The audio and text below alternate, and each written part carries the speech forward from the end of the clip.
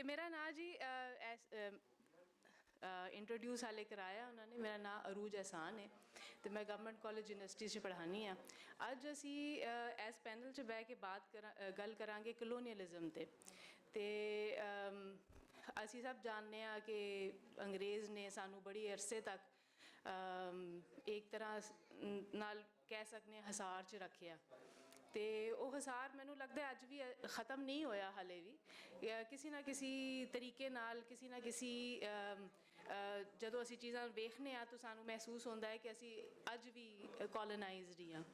तो इस बारे च गल करन लई साडे कोल मेहमान मौजूद ने। सब तो पहले मेहमान जिहड़े साडे कोल मौजूद ने वह ने डॉक्टर कंवल खालिद। डॉक्टर कंवल खालिद जिहड़े ने वो डायरैक्टर रहे ने पंजाब नैशनल आर्काइव दे ते नाल भी डिप्टी डायरैक्टर भी रहे ने लाहौर म्यूजियम दे। तुहानू बहुत खुश आमदीद मैडम। मैडम का काम जिहड़ा मिनीएचर आर्ट ते हैगा जे ते अज असी गल करांगे उन्हां दे नाल कि किस तरह पंजाब दा जिहड़ा फन ने ना तो कित्थों बाहरों नज़र आंदा है पंजाब के बाहरों तो ना ये बारे कोई थेरी ही है जी मैडम ने यकीनन वो बारे कुछ लिखिया होएगा। तो दूजे मेहमान साढ़े जड़े ने वो आमिर रियाज टूटू ने। तुहाडा बहुत मेहरबानी तुसी आए हो अज जी। आमिर रियाज टूटू साहब जिहड़े ने वो रेडियो मस्त FM 103 च करंट न्यूज़ के मतलब कम करते हैं। इन्हां दा भी एक तंजीम भी है जी पंजाब लोग जिहड़ी उन्होंने 1988 च शुरू की है। जर्नलिज्म च इन्हां दा जर्नलिज्म च इन्हां दा ताल्लुक है तो विचार.com दी भी इंचार्ज ही ने। तो नाल मैं भी दसना चाहवागी कि इन्हों ने काम किया है एजुकेशन च बड़ा जेंडर तो सैक्रेटेरियन वायलेंस जी पंजाब टैक्सट बुक बोर्ड च भी सानू ओदी झलक नज़र आती है। शुक्रिया सर तुहाडा आन दा। तो तीजे साढ़े कोल हैगे ने डॉक्टर ज़हीर भुट्टो साहब। ज़हीर भुट्टो साहब ने सब तो पहले तारुफ इन्हां दा है तो कि GC यूनिवर्सिटी च पढ़ाते हैं। इल्म और तदरीस दे नाल इन्हां दा ताल्लुक है तो इन्हां दे एक दो किताबां हैगियां ने मकाले हैगे ने। 1857 की जिहड़ी जंग है उहदे विच पंजाब दा किरदार है उहदे च इन्हां ने गल कीती है कि किस तरह पंजाबी लोक अदब च के रावां निकलियां जरिए निकले ने। पंजाबी फोक टेल जिहड़ी है फोक कहानियाँ उन्हां दे बारे च भी यह गल करनगे। इन्हां दी एक होर किताब है दी 11th आवर मैन जिहड़ी फोकलोर दे बारे च है। ते असीं गलबात दा आगाज़ करने आं। सब तो पहले डॉक्टर कंवल तुहाडे कोलों मैं पुछांगी सवाल कि यह जिहड़ी आर्काइव ने पंजाब दे इन्हां दी की सूरत हाल है तो सानू किसी तरीके नाल मिल सकते हैं कि असीं इहदे ते अपनी रिसर्च करिए पंजाबी कहानियाँ लभीए तो उन्हां दे बारे च सोचिए। Thank you. सब तो पहले तो जी मैं शुक्रिया अदा करनी है तमाम ऑर्गेनाइजर्स का। तो पहली दफ़ा है कि मैं पंजाबी कॉन्फ्रेंस के विच शिरकत कर रही हैं और जब इन्ने दोस्त बैठे ने लैंदे तो चढ़ते पंजाब के तो मेरा ख्याल है कि मैं शेयर करना चाहें कि मेरे मापे दोवें जिहड़े सन वो अमृतसर के सन। सो साडा सारियां दा एक कनैक्शन है और दूजा है कि जिहड़ा तुसी आर्काइव के हवाले नाल गल कीती है तो जिहड़ी मेरी PhD सी वो मैं महाराजा रणजीत सिंह के दौर के उच जिहड़ी उन्हां दी मिनीएचर पेंटिंग्स होईयां सन उन्हां दे उत्ते आर्ट के हवाले दे नाल दैट इज़ माई PhD। तो मैं उदों तो ही पंजाब आर्काइव्स जिहड़ा ना उन मैं कंसल्ट करती रही हैं और डॉक्यूमेंटेशन के हवाले दे नाल अगर देखा जाए तो सिख पीरीयड और ब्रिटिश एरा इन्हां दोवां दी जिहड़ी है ना वो मेरे ख्याल सब तो वड्डी रिपोजिटरी जिहड़ी है वो तुहानू पंजाब आर्काइव्स ही तो मिलती है। और मैं समझनी है कि कोई भी हिस्टरी का स्टूडेंट पॉलिटिक्स का स्टूडेंट लिंग्विस्टिक्स का लैंग्वेज का अगर उन्हें अपने रीजन को समझना है और उन्हें जानना चाहता है तो उन्होंने फिर सब तो पहले पंजाब आर्काइव्स ही कंसल्ट करना चाहिए। और डॉक्यूमेंट्स उत्थे मौजूद ने तुहानू मुख्तलिफ उन्हां दियां जिहड़ियां ने प्रैस लिस्ट भी मिल जांदियां ने। उस तो इलावा रीसेंटली जिहड़ा एक काम होया जिनके मैं हैड करदी सां दैट वाज उन्हां दा डिजिटाइजेशन का जिहड़ा प्रोजेक्ट है तो ਅਨਕਰੀਬ ਉਹ ਆਨਲਾਈਨ ਹੋ ਜਾਏਗਾ ਔਰ ਮੈਂ ਸਮਝਦੀ ਹਾਂ ਕਿ ਉਸ ਤੋਂ ਬਾਅਦ ਮਜ਼ੀਦ ਆਸਾਨੀ ਹੋ ਜਾਏਗੀ। ਲੇਕਿਨ ਹੁਣ ਵੀ ਅਗਰ ਤੁਸੀਂ ਜਾਓ ਤਾਂ ਥੋੜ੍ਹਾ ਕੁ ਲੱਭਣਾ ਪੈਂਦਾ, ਥੋੜ੍ਹੀ ਕੁ ਖਪਾਈ ਜ਼ਰੂਰ ਹੁੰਦੀ ਹੈ, ਲੇਕਿਨ ਜ਼ਿੰਦਗੀ 'ਚ ਕੋਈ ਵੀ ਚੀਜ਼ ਜਿਹੜੀ ਉਹ ਇੰਨੀ ਆਸਾਨੀ ਨਾਲ ਨਹੀਂ ਮਿਲਦੀ। ਅਤੇ ਉਹ ਡੈਫੀਨੇਟਲੀ ਤੁਹਾਨੂੰ ਉੱਥੇ ਬਹੁਤ ਜ਼ਿਆਦਾ ਮਟੀਰੀਅਲ ਮੌਜੂਦ ਹੈ ਜਿਹਦੇ 'ਚ ਕਿ ਸਟੂਡੈਂਟ ਜਿਹੜੇ ਨੇ ਕੰਮ ਕਰ ਸਕਦੇ ਨੇ। ਔਰ ਖਸੂਸਨ 19 ਸੈਂਚੁਰੀ ਦਾ ਜੋ 2 ਪੀਰੀਅਡ ਸਾਡੇ, ਇੱਕ ਸਿੱਖ ਪੀਰੀਅਡ ਔਰ ਇੱਕ ਬ੍ਰਿਟਿਸ਼ ਪੀਰੀਅਡ, ਉਹਦੇ ਹਵਾਲੇ ਨਾਲ ਮੈਂ ਸਮਝਦੀ ਹਾਂ ਕਿ ਦੁਨੀਆ ਦੀ ਚੰਦ ਬਿਹਤਰੀਨ ਰਿਪੋਜ਼ਿਟਰੀਜ਼ 'ਚੋਂ ਇੱਕ ਰਿਪੋਜ਼ਿਟਰੀ ਹੈ Punjab archives, and people can have access to that any time. Madam, ਗੱਲ ਇਹ ਵੇ ਕਿ ਅਸੀਂ ਜਦੋਂ ਕਲੋਨੀਅਲਿਜ਼ਮ ਦੀ ਗੱਲ ਕਰਨੇ ਆ ਤੇ ਨਾਲ ਹੀ ਖਿਆਲ ਆਉਂਦਾ ਹੈ ਕਿ ਸਭ ਤੋਂ ਪਹਿਲਾ ਕੰਮ ਜਿਹੜਾ ਅੰਗਰੇਜ਼ ਨੇ ਕੀਤਾ ਉਹ ਇਹ ਸੀ ਕਿ ਸਾਡੇ ਜਿਹੜੇ ਲਿਖਾਰੀ ਸਨ ਜਾਂ ਜੋ ਵੀ ਅਸੀਂ ਲਿਖਿਆ ਹੋਇਆ ਸੀ ਆਪਣੀ ਮਾਦਰੀ ਜ਼ੁਬਾਨ 'ਚ, ਉਹ ਸਾਰੇ ਅਸੀਂ ਲੁਕਾ ਲਿੱਤੇ। ਅਤੇ ਜਦੋਂ ਅਸੀਂ ਫਿਰ ਸੋਚਦੇ ਹਾਂ ਕਿ ਪੰਜਾਬ ਡਿਜੀਟਲ ਆਰਕਾਈਵ ਆ ਜਾਏਗਾ, ਅਤੇ ਤੁਹਾਡਾ ਕੀ ਖਿਆਲ ਹੈ ਕਿ ਡੀਕੋਲੋਨਾਈਜੇਸ਼ਨ ਜਿਹੜੀ ਹੈ ਉਹ ਜ਼ਰਾ ਜਲਦੀ ਅਮਲ 'ਚ ਆਏਗੀ? ਦੇਖੋ ਜੀ, ਗੱਲ ਇਹ ਵੇ ਕਿ ਅਸੀਂ ਬੜੀਆਂ ਗੱਲਾਂ ਸੁਣੀਆਂ ਨੇ, ਬੜਾ ਜ਼ਿਕਰ ਸੁਣਨੇ ਹੁੰਦੇ ਸਾਂ ਕਿ ਜੀ ਅੰਗਰੇਜ਼ ਨੇ ਇਹ ਕੀਤਾ ਉਹ ਕੀਤਾ, ਅਤੇ ਸਾਡੇ ਵਰਗੇ ਲਿਖਾਰੀ ਜਿਹੜੇ ਅੰਗਰੇਜ਼ ਪੋਲਿਸੀ ਦੇ ਬਾਰੇ ਲਿਖਦੇ ਸਨ ਅਤੇ ਉਹਨਾਂ ਨੇ ਇਹੀ ਕਿਹਾ ਜਾਂਦਾ ਸੀ ਕਿ ਜੀ ਤੁਹਾਡੀ ਕੌਨਸਪੀਰੇਸੀ ਥੇਰੀਜ਼ ਨੇ, ਐਸਾ ਕੁਝ ਨਹੀਂ ਸੀ ਹੋਇਆ। ਉਹਨਾਂ ਦੀਆਂ ਪੋਲਿਸੀਜ਼ ਜਿਹੜੀਆਂ ਸੀ ਉਹ ਬੜੀਆਂ ਪੰਜਾਬ ਫਰੈਂਡਲੀ ਸਨ। ਲੇਕਿਨ ਜਿਸਲੇ ਆਰਕਾਈਵਸ 'ਚ ਜਾ ਕੇ ਮੈਂ ਬੈਠੀ ਅਤੇ ਮੈਂ ਉੱਥੇ ਰਿਸਰਚ ਕਰਨੀ ਸ਼ੁਰੂ ਕੀਤੀ, ਅਤੇ ਉਹ ਬਹੁਤ ਸਾਰੀਆਂ ਚੀਜ਼ਾਂ ਜਿਹੜੀਆਂ ਕਿ ਅਸੀਂ ਸਮਝਦੇ ਸਾਂ ਕਿ ਸ਼ਾਇਦ ਗਲਤ ਨੇ ਅਤੇ ਝੂਠ ਨੇ, ਉਹਨਾਂ ਦੇ ਬਾਰੇ 'ਚ ਤੁਹਾਨੂੰ ਇੱਕ ਬਾਕਾਇਦਾ ਡਾਕੂਮੈਂਟਸ ਮਿਲਣੇ ਸ਼ੁਰੂ ਹੋ ਜਾਂਦੇ ਨੇ। ਔਰ ਉਹ ਸਾਰੇ ਹੀ ਡਾਕੂਮੈਂਟਸ ਜਿਹੜੇ ਨੇ, ਮੈਂ 100% ਨਹੀਂ ਹਾਲੇ, ਲੇਕਿਨ ਉਹਨਾਂ 'ਚੋਂ ਮੈਜੋਰਿਟੀ ਜਿਹੜੀ ਹੈ ਉਹ ਇਸ ਵਕਤ ਆਰਕਾਈਵਸ ਦੇ ਵਿੱਚ ਡਿਜੀਟਾਈਜ਼ ਹੋ ਚੁੱਕੀ ਹੈ। ਉਮੀਦ ਹੈ ਕਿ ਜਲਦੀ ਆਨਲਾਈਨ ਅਵੇਲੇਬਲ ਹੋਵੇਗੀ। ਔਰ ਇੱਥੇ ਮੈਂ ਇੱਕ ਗੱਲ ਕਹਿਣਾ ਚਾਹਾਂਗੀ ਕਿ ਡੀਕੋਲੋਨਾਈਜੇਸ਼ਨ ਦਾ ਜਿਹੜਾ ਇੱਕ ਕਨਸੈਪਟ ਹੈ, ਜਿਹੜਾ ਵੀ ਰਿਸਰਚਰ ਗੱਲ ਕਰਦਾ ਹੈ ਉਹਦੇ ਹੱਥ ਦੇ ਵਿੱਚ ਜਿਹੜੀਆਂ ਨੇ ਇੱਕ ਪ੍ਰੋਪਰ ਡਾਕੂਮੈਂਟ ਜਦ ਤੱਕ ਰੈਫਰੈਂਸ ਨਹੀਂ ਹੋਏਗਾ, ਉਸ ਰੈਫਰੈਂਸ ਦੇ ਬਗੈਰ ਗੱਲ ਨਹੀਂ ਕਰ ਸਕਦਾ। ਅਤੇ ਉਹ ਰੈਫਰੈਂਸਿਸ ਜਿਹੜੇ ਨੇ ਉਹ ਤੁਹਾਨੂੰ ਫਸਟ ਹੈਂਡ ਉੱਥੇ ਮਿਲਦੇ ਨੇ। ਦੂਜਾ, ਆਰਕਾਈਵਸ ਦੀ ਇੱਕ ਹੋਰ ਖੂਬੀ ਇਹ ਹੈ ਕਿ ਉਹ ਕਿਸੇ ਕਿਤਾਬ ਦਾ ਹਿੱਸਾ ਨਹੀਂ ਹੈ। ਦੇ ਆਰ ਡਾਕੂਮੈਂਟ, ਜਿਸ ਤਰ੍ਹਾਂ ਤੁਹਾਡੇ ਸਰਕਾਰੀ ਖੱਤ ਆਉਂਦੇ ਨੇ ਜਾਂ ਤੁਹਾਨੂੰ ਗਵਰਨਮੈਂਟ ਵੱਲੋਂ ਜਿਹੜੇ ਮੁਖਤਲਿਫ ਨੋਟੀਫਿਕੇਸ਼ਨਸ ਆਉਂਦੇ ਨੇ, ਉਹ ਨੋਟੀਫਿਕੇਸ਼ਨਸ ਉੱਥੇ ਪਏ ਨੇ। ਔਰ ਜਿਸ ਲਈ 1849 ਦੇ ਵਿੱਚ ਇਹਨਾਂ ਦਾ ਪੰਜਾਬ ਦੇ ਉੱਤੇ ਕਬਜ਼ਾ ਮੁਕੰਮਲ ਹੁੰਦਾ ਹੈ, ਅਤੇ ਉਸ ਤੋਂ ਬਾਅਦ ਜਿਹੜੀ ਪੂਰੀ ਬ੍ਰਿਟਿਸ਼ ਐਡਮਿਨਿਸਟ੍ਰੇਸ਼ਨ, ਉਹਨਾਂ ਦਾ ਆਰਮੀ, ਉਹਨਾਂ ਦੇ ਸਿਵਲਸ ਡਿਪਾਰਟਮੈਂਟਸ ਦਾ ਜਿਹੜਾ ਸੈਟਅਪ ਹੈ, ਉਹ ਸੈਟਅਪ ਦੇ ਬਾਰੇ 'ਚ ਤੁਹਾਨੂੰ ਪੂਰੀ ਮੀਟਿੰਗਸ ਦੇ ਮਿਨਟਸ ਮਿਲਦੇ ਨੇ। ਔਰ ਤੁਹਾਨੂੰ ਸਮਝਣ 'ਚ ਬੜੀ ਆਸਾਨੀ ਹੁੰਦੀ ਹੈ ਕਿ ਉਸ ਦੌਰ 'ਚ ਕੀ ਸੋਚ ਕੇ ਇਹ ਡਿਪਾਰਟਮੈਂਟ ਬਣਾਏ ਗਏ। ਔਰ ਇੱਕ ਹੋਰ ਗੱਲ ਚੇਤਾ ਰੱਖਿਆ ਜੇ ਕਿ ਇਹ ਸਾਡੀ ਖਾਮ ਖਿਆਲੀ ਨਹੀਂ ਹੈਗੀ ਕਿ ਪੰਜਾਬੀਆਂ ਨੂੰ ਜਿਹੜਾ ਖਸੂਸੀ ਤੌਰ ਦੇ ਉੱਤੇ ਜਿਹੜਾ ਉਹਨਾਂ ਨੂੰ ਪੁਸ਼ ਬੈਕ ਕੀਤਾ ਗਿਆ ਅਤੇ ਦਬਾਇਆ ਗਿਆ, ਕਿਉਂਕਿ ਬਾਈ ਪੋਲਿਸੀ ਇੱਕ ਚੀਜ਼ ਡਿਸਾਈਡ ਹੋਈ ਸੀ ਕਿ ਇੱਕ ਆਲਮਗੀਰ ਨੂੰ ਅਤੇ ਦੂਜਾ ਮਹਾਰਾਜਾ ਰਣਜੀਤ ਸਿੰਘ ਨੂੰ ਜਿੰਨਾ ਬੁਰਾ ਭਲਾ ਕਿਹਾ ਜਾ ਸਕਦਾ ਔਰ ਜਿਤਨਾ ਕੁ ਉਹਨਾਂ ਨੂੰ ਡੀਫੇਮ ਕੀਤਾ ਜਾ ਸਕਦਾ ਹੈ ਉਹ ਕੀਤਾ ਗਿਆ। ਔਰ ਉਹਨੂੰ ਫਿਰ ਕਰਿਕੂਲਮ ਦਾ ਹਿੱਸਾ ਬਣਾਇਆ ਗਿਆ। ਔਰ ਅੱਜ ਤੱਕ ਸਾਡੇ ਬਾਲ ਜਿਹੜੇ ਨੇ ਉਹ ਉਹੀ ਚੀਜ਼ਾਂ ਪੜ੍ਹਦੇ ਪਏ ਨੇ, ਉਹੀ ਗੱਲਾਂ ਕਰਦੇ ਪਏ ਨੇ। ਅਤੇ ਮੈਂ ਸਮਝਦੀ ਕਿ ਪੰਜਾਬ ਆਰਕਾਈਵਸ ਦੀ ਡਾਕੂਮੈਂਟਸ ਜਿਹੜੀਆਂ ਨੇ ਉਹ ਬਹੁਤ ਸਾਰੇ ਜਿਹੜੇ ਮਿਸਕਨਸੈਪਟਸ ਨੇ ਉਹਨਾਂ ਨੂੰ ਕਰੈਕਟ ਕਰਨਗੇ। ਹੁਣ ਅਸੀਂ ਚੱਲਦੇ ਹਾਂ ਆਮਿਰ ਰਿਆਜ਼ ਟੂਟੂ ਸਾਹਿਬ ਦੇ ਕੋਲ। ਤੁਹਾਡਾ ਕੰਮ ਬਹੁਤ ਜ਼ਿਆਦਾ ਹੈਗਾ ਹੈ ਨਿਊਜ਼ ਦੇ ਬਾਰੇ 'ਚ, ਤੁਸੀਂ ਰੇਡੀਓ ਵੀ ਇੱਕ ਚਲਾਉਂਦੇ ਹੋ। ਅਤੇ ਮੈਂ ਵੇਖਿਆ ਕਿ ਜਦੋਂ ਅੰਗਰੇਜ਼ ਇੱਥੇ ਆਏ ਆ ਕੋਲੋਨਿਸਟ ਦੇ ਤੌਰ 'ਤੇ, ਤਾਂ ਉਹਨੇ ਸਭ ਤੋਂ ਪਹਿਲੇ ਇਹ ਕੀਤਾ ਕਿ ਸਾਡੇ ਜਿਹੜੀ ਫਨ ਸੀ ਨਾ ਉਹਨੂੰ ਸਾਡੇ ਕੋਲੋਂ ਜੁਦਾ ਕਰ ਦਿੱਤਾ। ਕਿ ਅਗਰ ਅਸੀਂ ਦੇਖੀਏ ਕਿ ਫਨਕਾਰ ਵੀ ਕੋਈ ਹੈਗਾ, ਅਤੇ ਫਨਕਾਰ ਨੂੰ ਵੀ ਉਹਨੇ ਕਿਹਾ ਕਿ ਜੀ ਹੁਣ ਤੁਸੀਂ ਸੂਫੀ ਕਲਾਮ ਪੜ੍ਹਨਾ ਹੈ, ਪਰ ਕਿਉਂਕਿ ਰੇਡੀਓ ਦਾ ਟਾਈਮ 5 ਮਿੰਟ ਦਾ ਹੀ ਹੈ, ਅਤੇ ਤੁਸੀਂ ਕਿਸੇ ਤਰੀਕੇ ਨਾਲ ਆਪਣਾ ਕਲਾਮ ਛੋਟਾ ਕਰ ਲਓ। ਅਤੇ ਇਹ ਜਿਹੜੀਆਂ ਤਰੀਕੇ ਸਨ, ਜੈਸੇ ਰੇਡੀਓ ਹੋ ਗਿਆ ਜਾਂ ਥੀਏਟਰ ਬੰਦ ਕਮਰਿਆਂ 'ਚ ਲਿਆਏ ਪੰਡਾਲ ਦੀ ਬਜਾਏ।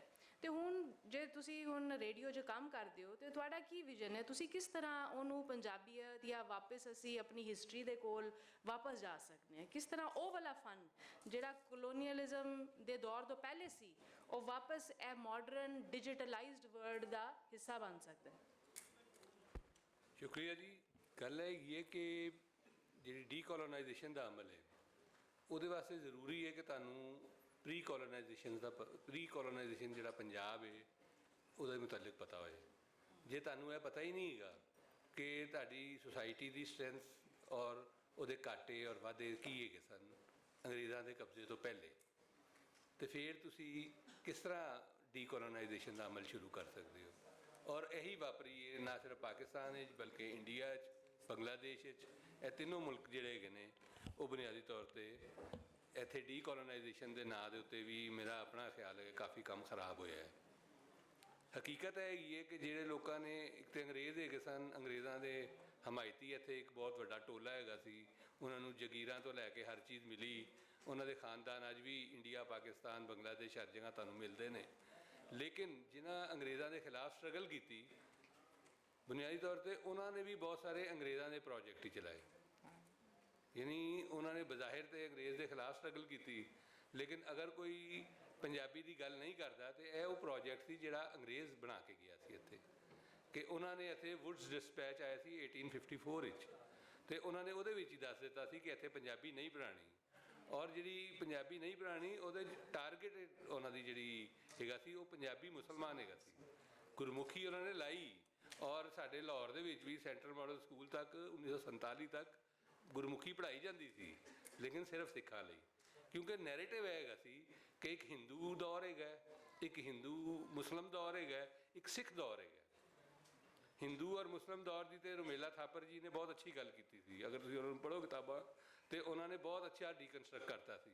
ਲੇਕਿਨ ਸਿੱਖ ਦੌਰ ਤੇ ਹਲੇ ਅਸੀਂ ਉਹ ਕੰਮ ਨਹੀਂ ਕਰ ਸਕੇ, ਕਿਉਂਕਿ ਇਹ ਸਿੱਖ ਦੌਰ ਵੀ, ਔਰ ਰਣਜੀਤ ਸਿੰਘ ਨੂੰ ਇੱਕ ਸਿੱਖ ਹੁਕਮਰਾਨ ਕਹਿਣਾ, ਇਹ ਉਸੇ ਪ੍ਰੋਜੈਕਟ ਦਾ ਹਿੱਸਾ ਸੀ।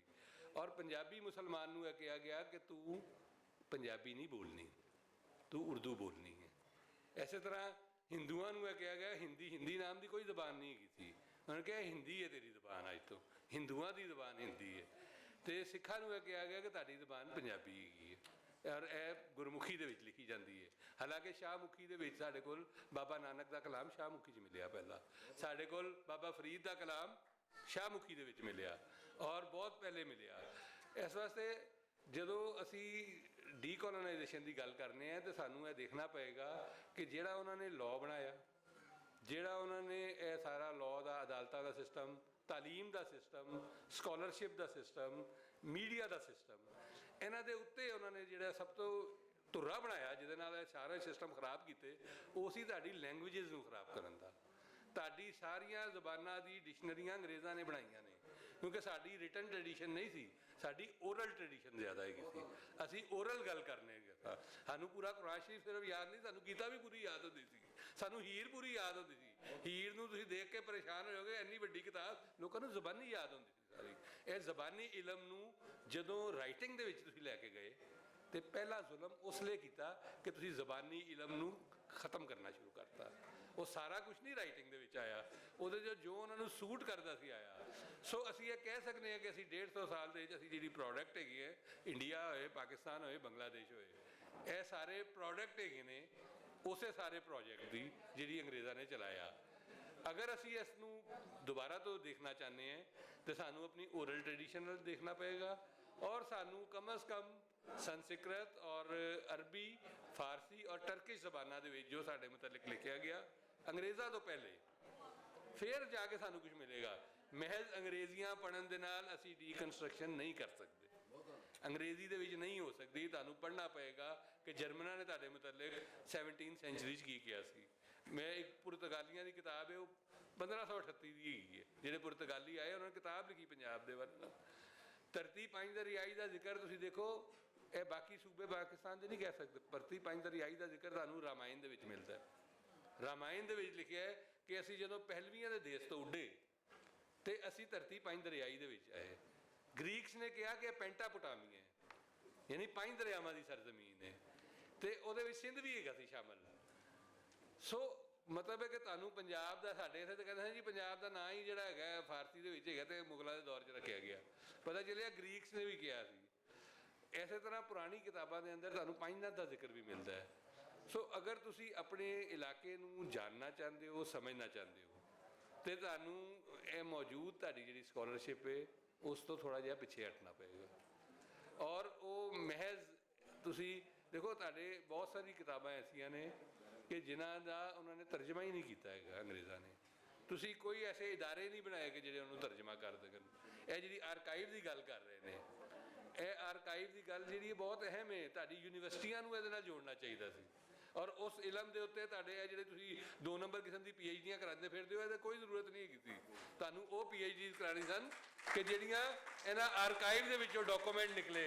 ਇੱਕ ਡਾਕੂਮੈਂਟ ਦੇ ਪਿੱਛੇ ਕਹਾਣੀ ਹੈਗੀ ਹੈ, ਲੱਖਾਂ ਡਾਕੂਮੈਂਟ ਹੈਗੇ ਨੇ, ਲੇਕਿਨ ਤੁਹਾਡੀ ਯੂਨੀਵਰਸਿਟੀਆਂ ਦੇ ਅੰਦਰ ਜੋ ਮਤਲਬ ਹੈ ਕਿ ਫਜ਼ੂਲ ਰਿਸਰਚ ਉਹ ਕਰਾਈ ਜਾਂਦੀ ਹੈ, ਸਾਨੂੰ ਪਤਾ ਸਾਰਾ ਕੁਝ। ਇਸ ਵਾਸਤੇ ਅਗਰ ਤੁਸੀਂ ਡੀਕੋਲੋਨਾਈਜੇਸ਼ਨ ਦਾ ਅਮਲ ਸ਼ੁਰੂ ਕਰਨਾ ਹੈ ਤੇ ਇੱਥੋਂ ਸ਼ੁਰੂ ਕਰਨਾ ਪਏਗਾ, ਵਰਨਾ ਇਹ ਸਾਰਾ ਕੁਝ ਜਿਹੜਾ ਹੈ ਖੇਡ ਹੈਗਾ। ਬਹੁਤ ਮਿਹਰਬਾਨੀ।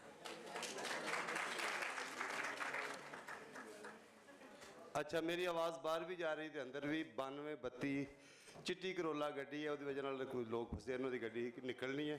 9232 9232 ਚਿੱਟੀ ਕਰੋਲਾ। ਉਹ ਇੱਕ ਹੋਰ ਗੱਡੀ ਦਾ ਓਲਾ, ਜਰਾ ਪਹੁੰਚੋ, ਮਿਹਰਬਾਨੀ। ਹੁਣ ਅਸੀਂ ਆਉਂਦੇ ਹਾਂ ਡਾਕਟਰ ਜ਼ਹੀਰ ਭੁੱਟੋ ਕੋਲ। ਸਰ, ਅਸੀਂ ਅੰਗਰੇਜ਼ੀ ਜ਼ੁਬਾਨ 'ਚ ਤੇ ਇਹੀ ਪੜ੍ਹਾਉਂਦੇ ਹਾਂ ਕਿ ਜਿਹੜਾ ਫੋਕ ਟੇਲ ਹੁੰਦੀ ਹੈ ਨਾ, ਜਾਂ ਮਿਥ ਹੁੰਦਾ ਜਿਹੜਾ, ਉਹ ਸਾਡੀ ਜਿਹੜੀ ਸੁਸਾਇਟੀ ਹੈ ਉਹਦੇ ਬਾਰੇ 'ਚ ਅਕਾਸੀ ਕਰਦਾ।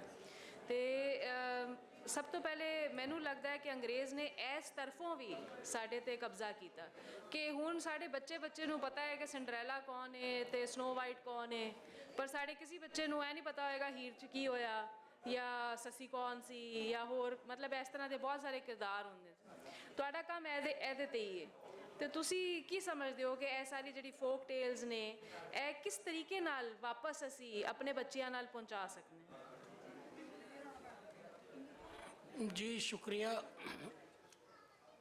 ਤੁਹਾਡੇ ਸਵਾਲ ਦੇ ਜਵਾਬ ਤੋਂ ਪਹਿਲੇ ਯਾਰ ਚੁੱਪ ਕਰ ਜਾਓ। ਜੇ ਤੁਹਾਡੇ 'ਚੋਂ ਕਿਸੇ ਨੂੰ ਬਹੁਤੀਆਂ ਗੱਲਾਂ ਆਈਆਂ ਨੇ ਤੇ ਅਸੀਂ ਉੱਥੇ ਆ ਜਾਂਦੇ, ਤੁਸੀਂ ਇੱਥੇ ਆ ਜਾਓ ਅਗਰ ਨਹੀਂ ਰੋਕਦੀਆਂ ਪਈਆਂ ਤਾਂ।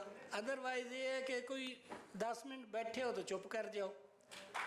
ਅੱਛਾ, ਤੁਹਾਡਾ ਇਹ ਸਵਾਲ ਸੀ ਕਿ ਜਿਹੜੀਆਂ ਸਾਡੀਆਂ ਲੋਕ ਦਾਸਤਾਨਾਂ ਨੇ, ਕਹਾਣੀਆਂ ਨੇ, ਉਹਨਾਂ ਨੂੰ ਪਿਛਾਂ ਕਿਸ ਤਰੀਕੇ ਨਾਲ ਰੱਖਿਆ ਗਿਆ। ਅੱਛਾ, ਇਹ ਨਾ ਆਰਸੀ ਟੈਂਪਲ ਉਹਨਾਂ ਦਾ ਅਜਿਹਾ ਇੱਕ ਕਿਰਦਾਰ ਸਾਹਮਣੇ ਆਇਆ ਕਿ ਜਿਹਨੇ ਨਾ ਪੰਜਾਬੀ ਦੀਆਂ ਦਾਸਤਾਨਾਂ ਨੂੰ ਖੋਜ ਕੇ ਮੁਖਤਲਿਫ ਥਾਵਾਂ ਤੋਂ ਫਿਰ ਉਹਨਾਂ ਨੂੰ ਕੰਪਾਈਲ ਕਰਨ ਦੀ ਸੂਰਤ 'ਚ ਲਿਆਂਦਾ।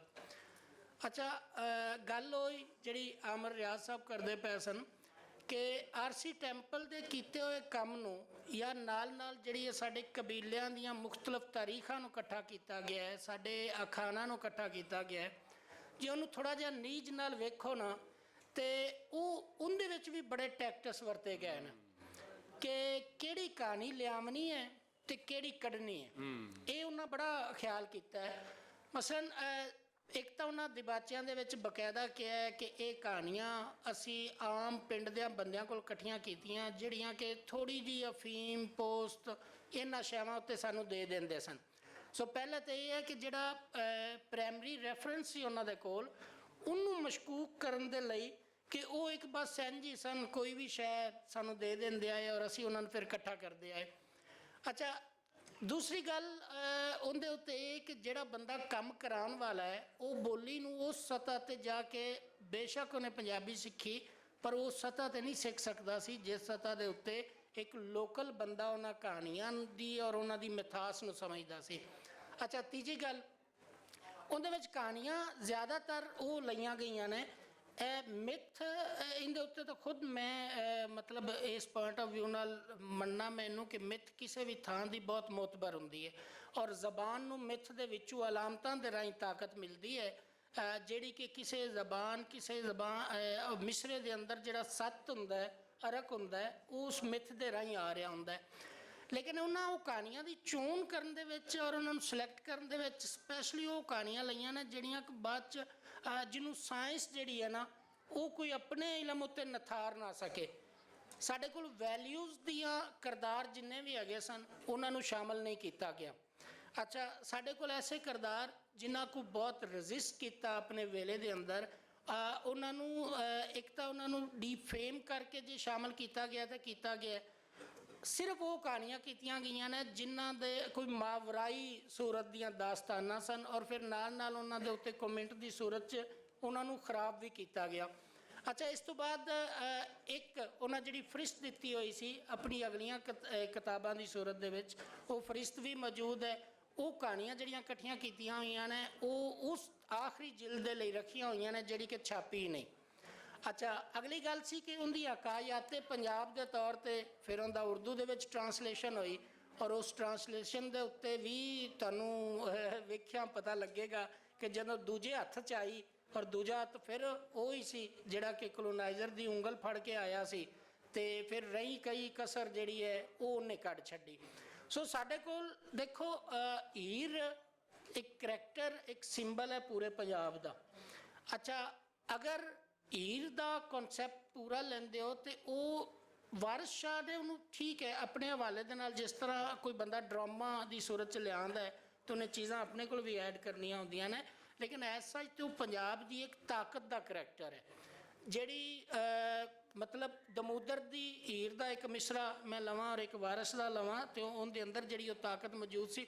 ਦਮੋਦਰ ਦੀ ਹੀਰ ਕਹਿੰਦੀ ਹੈ ਜਦੋਂ ਉਹਨੂੰ ਮਾਪੇ ਕਹਿੰਦੇ ਨੇ ਨਾ ਕਿ ਤੂੰ ਰਾਂਝੇ ਵਾਲੇ ਪਾਸੇ ਉਹ ਛੱਡ ਦੇ, ਤਾਂ ਕਹਿੰਦੀ ਹੈ ਕਿ ਦੂਜਾ ਰਾਂਝਾ ਸਾਈਂ ਸਾਨੂੰ ਮੁਬਾਰਕ ਖੇੜਾ ਅੰਮਾ ਤਾਈਂ।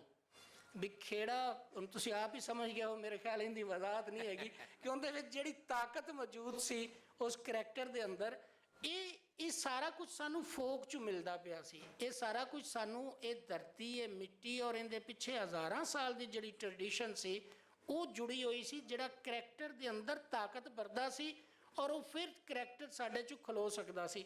ਹੁਣ ਜਿਹੜਾ ਬ੍ਰਿਟਿਸ਼ ਦੌਰ ਤੋਂ ਬਾਅਦ ਵਾਲੀ ਸੂਰਤ ਹੈ ਸਾਡੇ ਪੰਜਾਬ ਦੀ, ਇਹਦੇ 'ਚ ਵੇਖੋ ਨਾ, ਤੇ ਮੈਂ ਸਾਰਿਆਂ ਤੋਂ ਮਾਜ਼ਰਤ ਦੇ ਨਾਲ ਕਿ ਅਸੀਂ ਨਾ ਇਜਾਦ ਸ਼ੈਵਾਂ ਕੋਈ ਹੋਰ ਕਰਦਾ ਹੈ, ਅਸੀਂ ਉਹਦੀ ਨਕਲ ਬੜੀ ਚੰਗੀ ਕਰ ਲੈਂਦੇ। ਯਾਨੀ ਵੱਡਾ ਕੰਮ, ਵੱਡਾ ਬੰਦਾ ਪੈਦਾ ਕਰਨਾ, ਵੱਡੀ ਸ਼ੈ ਲਿਆਵਣਾ, ਉਹ ਪੰਜਾਬੀ ਨਹੀਂ ਕਰ ਪਾ ਰਹੇ, ਉਹ ਕਰਦੇ ਨੇ ਯੂਰਪੀਅਨ ਜਾਂ ਕੋਈ ਵੀ, ਈਵਨ ਚਾਈਨੀਜ਼ ਵੀ ਸਾਡੇ ਨਾਲ ਦੇ ਰਹੇ ਨੇ। ਯਾਨੀ 2 ਨੰਬਰ ਸ਼ੈ ਬਣਾਵਣ ਉਹਨਾਂ ਦੇ ਵੀ ਡਾਢਾ ਕੰਮ ਹੈ। ਵੱਡਾ ਜ਼ਹਿਨ ਕਦੋਂ ਪੈਦਾ ਹੋਵੇਗਾ? ਜਦੋਂ ਧਰਤੀ ਨਾਲ ਤੇ ਬੋਲੀ ਨਾਲ ਜੁੜਨਗੇ, ਜਦੋਂ ਆਪਣੀ ਕਰੋੜਾਂ ਸਾਲ ਦੀ ਉਸ ਮਿੱਥ ਨਾਲ, ਉਸ ਰੀਤ ਨਾਲ ਜੁੜਨਗੇ। ਔਰ ਅੱਜ ਦੀ ਤੁਸੀਂ ਸੂਰਤ ਵੇਖੋ ਨਾ, ਮਤਲਬ ਜਿਹੜਾ ਕਲੋਨੀਅਲਿਜ਼ਮ ਹੈ ਨਾ ਮੈਮ ਡਾਕਟਰ ਸਾਹਿਬਾ, ਉਹ ਉਹਦੀਆਂ ਹੁਣ ਜਿੱਤਾਂ ਬਹੁਤ ਸਾਰੀਆਂ ਬਦਲ ਗਈਆਂ ਨੇ। ਮਤਲਬ ਮੈਂ ਤਾਂ ਇਹ ਸਮਝਣਾ ਕਿ 1857 ਔਰ ਉਸ ਤੋਂ ਬਾਅਦ ਬ੍ਰਿਟਿਸ਼ ਉਹ ਚਲੇ ਗਏ ਸਾਡੇ ਕੋਲ, ਲੇਕਿਨ ਕਲੋਨੀ ਤੋਂ ਆਜ਼ਾਦ ਤਾਂ ਅੱਜ ਵੀ ਨਹੀਂ ਹੋਏ। ਔਰ ਇਹਦੇ 'ਚ ਸਭ ਤੋਂ ਵੱਡਾ ਸਵਾਲ ਹੈ, ਹੁਣ ਜੇ ਇੰਡਸਟਰੀਅਲਿਜ਼ਮ ਦੇ ਲਈ ਸਾਨੂੰ ਤਰੱਕੀ ਚਾਹੀਦੀ ਹੈ ਤੇ ਉਹਦੇ ਲਈ ਸਾਨੂੰ ਕੈਪੀਟਲਿਜ਼ਮ ਚਾਹੀਦਾ ਹੈ। ਹੁਣ ਇੰਡਸਟਰੀਅਲਿਜ਼ਮ ਤੇ ਕੈਪੀਟਲਿਜ਼ਮ ਦੋਨੋਂ ਜਿਹੜੇ ਨੇ, ਇਹਦੇ ਤੋਂ ਬਗੈਰ ਜਿਹੜੀ ਹੈ ਉਹ ਅਸੀਂ ਇਹਦੇ 'ਚੋਂ ਨਿਕਲ ਨਹੀਂ ਪਾ ਰਹੇ। ਔਰ ਮੇਰੇ ਖਿਆਲ ਹੈ ਕੋਈ ਕਲੋਨੀ, ਸਿਰਫ ਪੰਜਾਬ ਨਹੀਂ ਪੂਰੀ ਦੁਨੀਆ ਦਾ ਇਸ਼ੂ ਹੈ। ਅੱਛਾ, ਇਹ ਦੋਨੋਂ ਇੱਕ ਮੈਨੂੰ ਕਾਰਬਨ ਦਿੰਦੇ ਪਏ ਨੇ, ਔਰ ਉਹ ਜਿਹੜਾ ਕਾਰਬਨ ਹੈ ਉਹ ਸਾਡੇ ਲਈ ਮੌਤ ਬਣਿਆ ਹੋਇਆ ਹੈ। ਇਸ ਟਾਈਮ ਇਹ ਕਲੋਨੀ ਸਵਾਲ ਇਹ ਹੈ ਕਿ ਅਸੀਂ ਪ੍ਰੋਡਕਸ਼ਨ ਦੇ ਨਾਲ, ਆਪਣੇ ਜੀਵਨ ਦੇ ਨਾਲ ਆਪਣਾ ਰੋਟੀ ਪੈਦਾ ਕਰਨੀ ਹੈ ਜਾਂ ਕਾਰਬਨ ਤੋਂ ਸਾਹ ਲੈਣ ਤੋਂ ਬਚਣਾ ਹੈ। ਸੋ ਇਸ ਟਾਈਮ ਕਲੋਨੀਅਲਿਜ਼ਮ ਦਾ ਜਿਹੜਾ ਰੋਲ ਹੈ ਉਹ ਇਸ ਤਹਿਤ ਸਾਨੂੰ ਉਹਨੇ ਪਕੜਿਆ ਹੋਇਆ, ਜਿਹੜਾ ਕਿ ਯਕੀਨਨ ਸਾਡੀ ਮਿੱਥ ਔਰ ਟ੍ਰੈਡੀਸ਼ਨ ਦੇ ਵਿੱਚੋਂ ਹੀ ਕੋਈ ਸਵਾਲ ਲੱਭੇਗਾ ਇਹਦਾ। ਬਹੁਤ ਸ਼ੁਕਰੀਆ।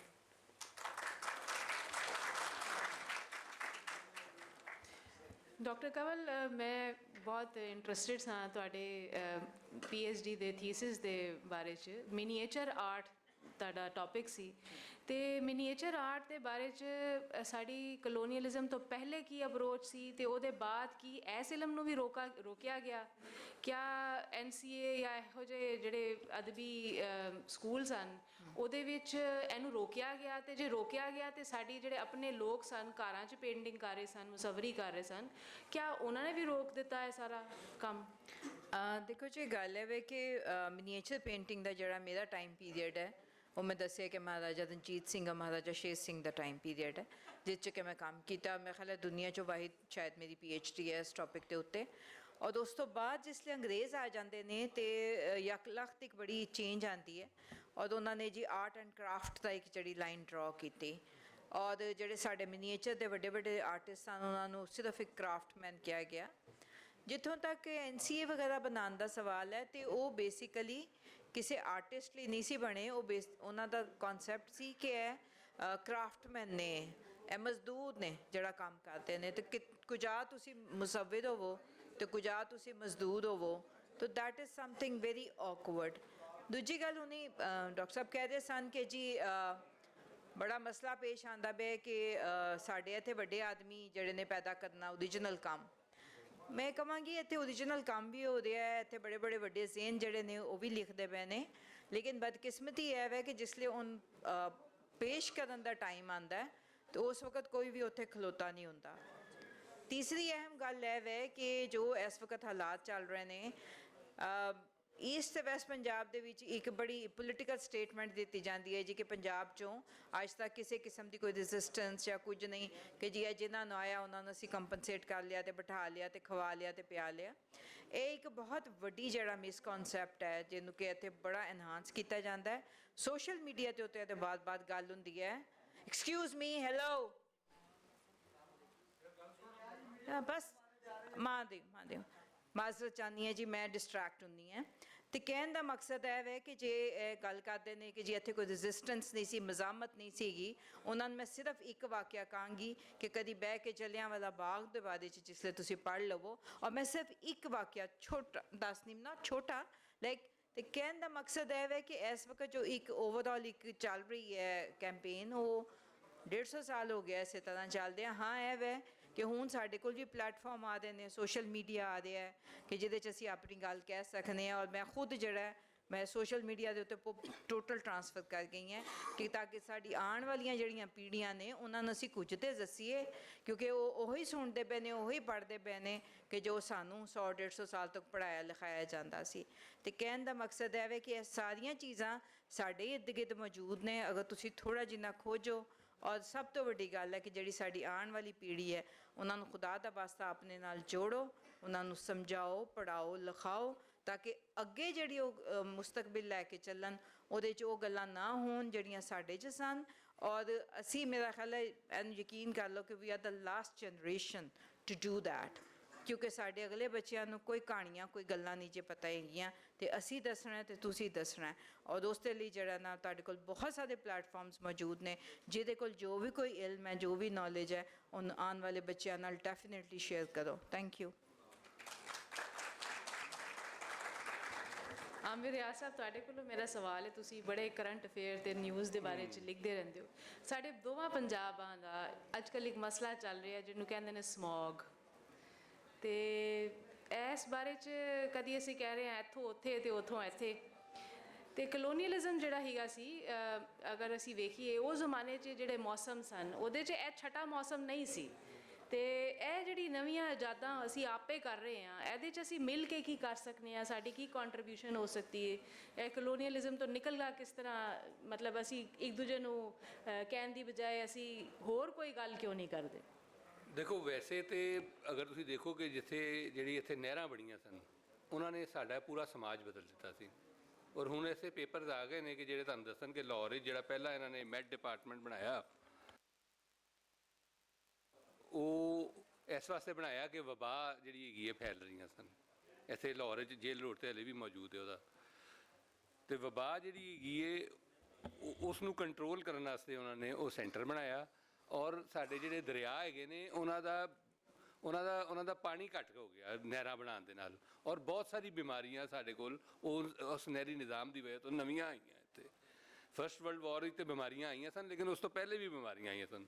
ਜਦੋਂ ਮੈਂ ਇੰਡਸ ਡੋਲਫਨ 'ਤੇ ਕੰਮ ਕਰ ਰਿਹਾ ਸਾਂ ਅਤੇ ਪਤਾ ਚੱਲਿਆ ਕਿ ਇੰਡਸ ਡੋਲਫਨ ਦਾ ਘਾਟਾ ਉਸ ਵੇਲੇ ਪੈਦਾ ਹੋਇਆ ਜਦੋਂ ਤੁਸੀਂ ਕੌਂਸਾ ਬਰਾਜ ਦੇ ਵਿੱਚ ਜਿਹੜਾ ਬਿਰਾਜ ਬਣਾਏ, ਐਸੇ ਬਿਰਾਜ ਬਣਾਏ ਕਿ ਆਪਣੇ ਮੁਲਕਾਂ ਦੇ ਅੰਦਰ ਉਹਨਾਂ ਨੇ ਹੈਂਗਿੰਗ ਬ੍ਰਿਜ ਬਣਾਏ। ਹਲੇ ਵੀ ਲੰਡਨ ਦੇ ਵਿੱਚ ਔਰ ਪੈਰਿਸ ਦੇ ਤੁਸੀਂ ਚਲੇ ਜਾਓ, ਉੱਥੇ ਹੈਂਗਿੰਗ ਬ੍ਰਿਜ ਨੇ।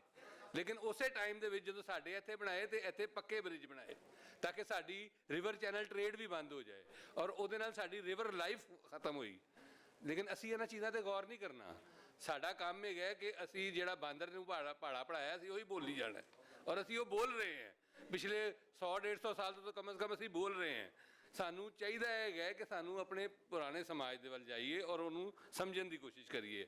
ਔਰ ਮੈਂ ਤਾਂ ਸਮੌਗ ਵੱਡੀ ਸਮਝਦਾ ਹੈਗਾ ਕਿ ਅੱਜ ਮੇਰੇ ਜਿਹੜੇ ਪੰਜਾਬੀ ਹੈਗੇ ਨੇ, ਜਿਹੜੇ ਉੱਧਰ ਵੀ ਨੇ ਤੇ ਜਿਹੜੇ ਇੱਧਰ ਵੀ ਨੇ, ਉਹ ਆਪਸ 'ਚ ਗੱਲ ਨਹੀਂ ਕਰ ਸਕਦੇ, ਕਿਉਂਕਿ ਉੱਥੇ ਦੀ ਪੰਜਾਬੀ ਹਿੰਦੀ ਮਾਰਕਾ ਹੋ ਗਈ ਔਰ ਇੱਥੇ ਦੀ ਪੰਜਾਬੀ ਵੀ ਬਹੁਤ ਜ਼ਿਆਦਾ ਅਰਬੀ ਫਾਰਸੀ ਪਾਤੀ ਉਹਦੇ 'ਚ। ਸਰਕਾਰ ਤੁਸੀਂ ਆਪਣੀ ਜ਼ਬਾਨ ਨੂੰ ਪੋਲੂਸ਼ਨ ਤੋਂ ਬਚਾਓ, ਵਰਨਾ ਤੁਹਾਡਾ ਕੁੱਖ ਨਹੀਂ ਬਚਣਾ। ਪੁਰਾਣੇ ਹਿੰਦੂ, ਮੈਂ ਦੱਸਾਂ, ਮੈਂ ਜਦੋਂ ਪੰਜਾ ਸਾਹਿਬ ਪਹਿਲੀ ਵਾਰੀ ਗਿਆ ਤੇ ਕੈਨੇਡਾ ਤੋਂ ਆਏ ਸਨ ਲੋਕ, ਔਰ ਉਹਨਾਂ ਨੇ ਆ ਕੇ ਮੈਨੂੰ ਕਿਹਾ ਕਿ ਅਸੀਂ ਤੇ ਪੰਜਾਬੀ ਪੜ੍ਹ ਲੈਂਦੇ ਸ਼ਾਹਮੁਖੀ ਦੀ, ਮੇਰਾ ਪੁੱਤਰ ਨਹੀਂ ਪੜ੍ਹ ਸਕਦਾ।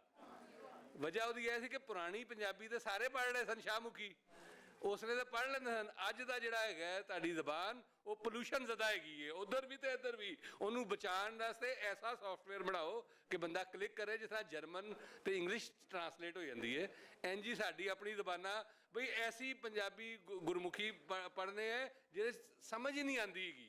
ਉਹ ਇੰਨੀ ਹਿੰਦੀ ਮਾਰਕਾ ਹੈਗੀ ਹੈ ਕਿ ਉਹ ਜਾਣ ਕੇ ਕੀਤੀ ਗਈ ਹੈ। ਉਹ ਐਸੇ ਵਾਸਤੇ ਕੀਤੀ ਗਈ ਹੈ ਕਿ ਪੰਜਾਬੀਆਂ ਦੇ ਅੰਦਰ ਪਾੜ ਉਹਨਾਂ ਦੇ ਹੱਡਾਂ ਦੇ ਵਿੱਚ ਪਾ ਦਿਓ ਤੇ ਇਸ ਸਮੌਗ ਤੋਂ ਬਚੋ।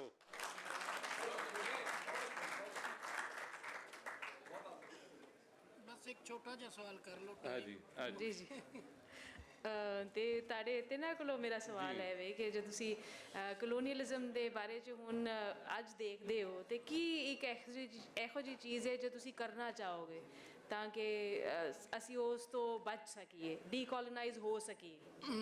ਮੈਂ ਜਿਹੜੀ ਮੇਰੇ ਤੋਂ ਹੈ ਅੱਛਾ, ਮੇਰਾ ਜਿਹੜਾ ਇਹਦੇ ਹਵਾਲੇ ਨਾਲ ਮੈਂ ਪਹਿਲੇ ਵੀ ਜਿਵੇਂ ਗੱਲ ਪੇ ਕਰਦਾ ਸਾਂ ਡਾਕਟਰ ਸਾਹਿਬ ਕਿ ਅਸੀਂ ਸ਼ਾਇਦ ਉਵੇਂ ਨਹੀਂ ਬਚ ਸਕਦੇ।